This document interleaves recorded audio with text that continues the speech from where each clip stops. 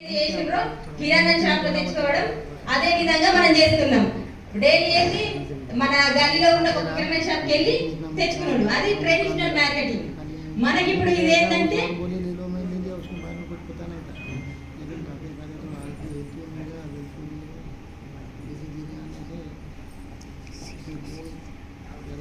మనకు ప్రతి ఒక్క ప్రోడక్ట్ ఇప్పుడు కిరాణా షాప్ కి వచ్చేది ఎక్కడ రెడీ అవుతుంది? ఒక కంపెనీలో.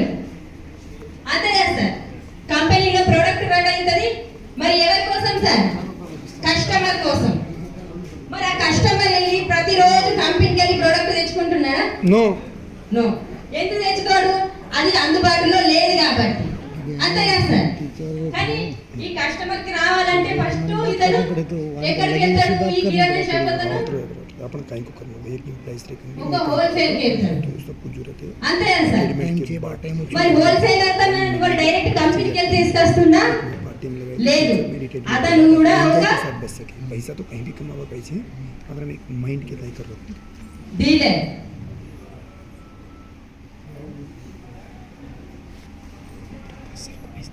దగ్గరికి వెళ్తాడు. మరి డీలర్ కూడా అతను డైరెక్ట్ కంపెనీకి వెళ్ళి మరి ప్రోడక్ట్ తీసుకొస్తుందా అంటే అతను కూడా ప్రోడక్ట్ తీసుకురాడు.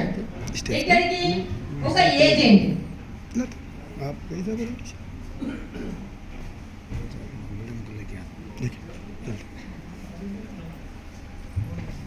ఈ విధంగా ఏజెంట్ ఎక్కడికి వెళ్తాడు? అప్పుడు కంపెనీకి వెళ్ళి ప్రోడక్ట్ తీసుకురావడమే జరుగుతుంది. ఈ విధంగా ప్రోడక్ట్ అనేది చేతులు మారుతుంది. మరి ప్రోడక్ట్ చేతులు మారితే మరి వీళ్ళు ఊరికేనే ఉంటారా? ఏ లాభం లేకుండా వీళ్ళు ఎందుకు పని చేస్తారు? చేయరు. వీళ్ళ లాభాలు కూడా వీళ్ళు చూసుకుంటారు. ఇట్లా వీళ్ళు లాభాలు చూసుకుంటూ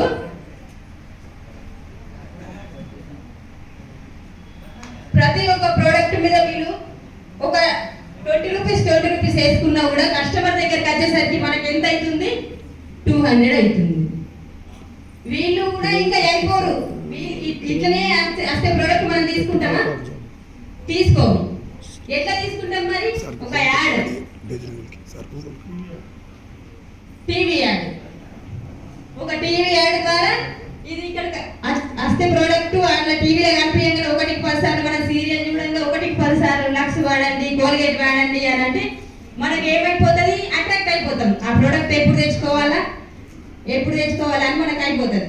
షాప్కి వెళ్ళంగానే ఫస్ట్ మొన్న ఇది యాడ్లు వచ్చింది, ఇది తీసుకోవాలి ప్రోడక్ట్. ఫస్ట్ ఇది ఎంత అన్నా కానీ ఫస్ట్ నేను తెచ్చుకున్నా చుట్టుపక్కల వాళ్ళకి చెప్పాలా, మనం ఏదో గ్రేట్ గా ఫీల్ కావాలి. ఆ ప్రోడక్ట్ మనం తెచ్చుకున్నా ఫస్ట్ నేనే ఇంట్లో.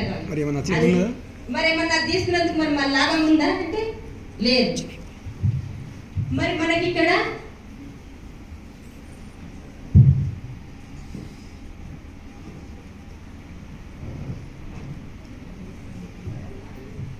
మనకు ఆర్సీఎం అనేది టీసీ చాప్రా సార్ మనకు 2000లో మనకు 1947లోనే ఈ ఆర్సీఎం అనేది ఫ్యాషన్ షూటింగ్, 1977లోనే ఫ్యాషన్ షూటింగ్ మార్కెటింగ్ గా మనకు వచ్చింది. కానీ 2000లో ఇది ఆర్సీఎం గా కన్వర్ట్ అయింది. అప్పటి నుంచి మనకు ఇప్పుడు 25 సంవత్సరాల నుంచి ఈ ఆర్సీఎం అనేది రన్ అవుతుంది. ఇక్కడ మనకు టీసీ చాప్రా సార్ ఏంటంటే ప్రతి ఒక్క ప్రోడక్ట్ కంపెనీలో రెడీ అవుతుంది. మరి కస్టమర్ కోసం వీళ్ళందరూ చేతులు మారుడు అవసరమా అని ఒక ఉద్దేశం, ఒక మంచి ఉద్దేశంతో డైరెక్ట్ కంపెనీ టు కస్టమర్ రావాలని డైరెక్ట్ సెల్లింగ్ మార్కెటింగ్.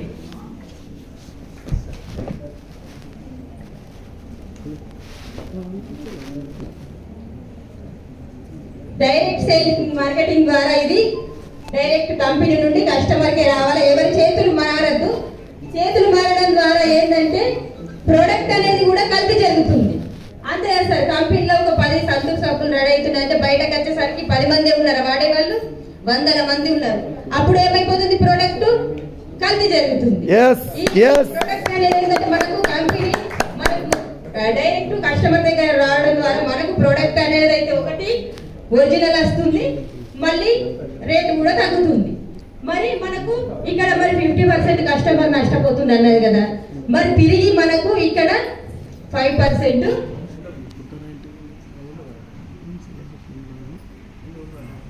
ఇక్కడ మనకు 5% ట్రాన్స్ఫర్ ఛార్జ్ తీసుకొని మనకు డైరెక్ట్ వచ్చినందు 45% కస్టమర్కి తిరిగి ఇస్తా అని మనకు టీసీ చాబ్రాసారి గారు చెప్పడం జరిగింది. కష్టపడుతుందని ఎవరైనా ఆలోచించారా మార్కెట్లో? ఆలోచించలేదు. అంటే సార్ ఆలోచించండు. మరి ఈ 45% మరి ఏ విధంగా తీసుకోవాలి? దీనికి మనం ఒకటి కార్డు వేసుకోవాలి. మనం కార్డు వేసుకోవడానికి ఒక ఫోటో, ఒకటి ఆధార్, ఒకటి nominee Aadhaar, bank account, photo, pan card. ఈ విధంగా మనం డీటెయిల్స్ ఇచ్చినామంటే ఆన్లైన్ లో మనకు ఒకటి నెంబర్ వచ్చేస్తుంది.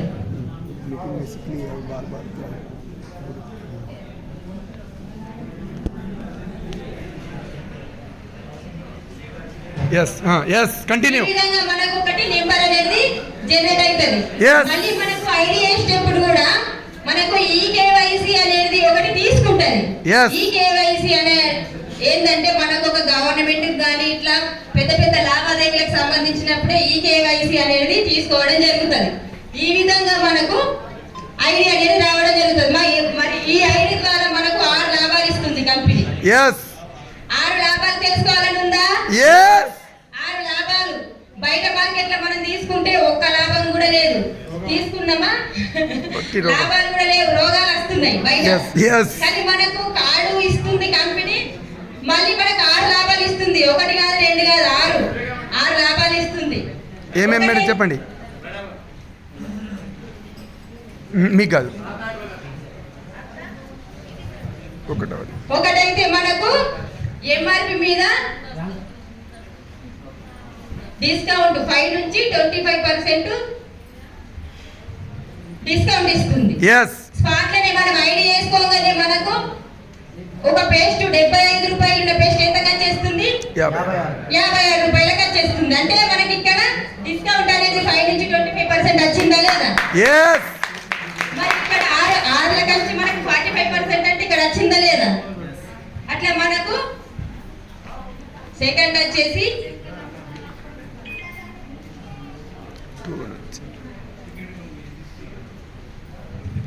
పీవీ మీద, అంటే మనకు ప్రోడక్ట్ కొన్న తర్వాత మనకు ఎంఆర్పీ మీద డిస్కౌంట్ అవుతుంది. మళ్ళీ మనకు దాని మీద 33 రూపాయలు పీవీ కూడా వస్తుంది. ఆ పీవీ మీద మనకు అకౌంట్ కి మనం ఇప్పుడు సిలిండర్ తీసుకున్నప్పుడు మనకి సబ్సిడీ వస్తుందా లేదా? మళ్ళీ రేషన్ కార్డు ఉండడం ద్వారా మనకు ఫ్రీ బియ్యం వస్తున్నాయా లేదా?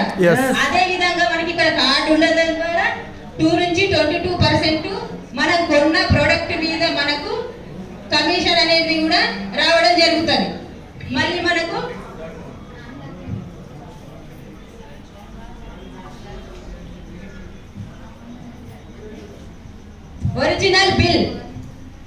ఒరిజినల్ బిల్ ఎక్కడ వస్తుంది? మనకు ఒకటైతే గ్యాస్ సిలిండర్ దగ్గర వస్తుంది, ఇంకొకటి మనం ఎక్కడ పెద్ద పెద్ద ఐటమ్స్ ఫోన్ ఇట్లా మనం తీసుకుంటాం బిల్స్, అది మన పేరు చేస్తుంది. మిగతా ఎక్కడ కూడా మనం షాపింగ్ చేసినప్పుడు డిమార్ట్ గానీ మనం బట్టల షాపింగ్ చేసినప్పుడు కానీ ఎక్కడైనా కూడా మనకు ఒరిజినల్ బిల్ ఏమైనా వస్తుందా? రాదు. ఎందుకు రాదు? అక్కడ ఒరిజినల్ అనేది ప్రొడక్ట్ లేదు. కానీ ఇక్కడ ఒరిజినల్ బిల్ ఎందుకు ఇస్తున్నారు? ఒరిజినల్ ప్రొడక్ట్ ఉంది కాబట్టి మీరు కంపెనీకి వెళ్ళి అడిగినా కూడా దీనికి సమాధానం దొరుకుతుంది కాబట్టి మనకి ఇక్కడ ఒరిజినల్ బిల్ ఇస్తున్నారు. మళ్ళీ మనకు ఒరిజినల్ బిల్ ఇవ్వడమే కాకుండా 30 days మనీ బ్యాక్ గ్యారంటీ కూడా ఇస్తుంది.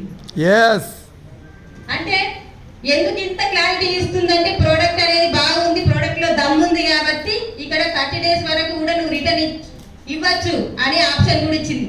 కానీ ఇప్పటి వరకు నాకు తెలిసి ఎక్కడ కూడా జరగలేదు కావచ్చు రిటర్న్ ఇవ్వడం అనేది. అంత పక్కాగా నడుస్తుంది, ఎందుకంటే ప్రోడక్ట్ లో దమ్ము ఉంది కాబట్టి. ఇప్పుడు ఒక 4 బట్టల సబ్బులు తీసుకున్నాం, అందులో ఎవరికైనా నచ్చని వాళ్ళు ఉంటారు, కానీ తిరిగి 30 రోజులలోపు మనకు తిరిగి ఇచ్చి వాపస్ ఇచ్చి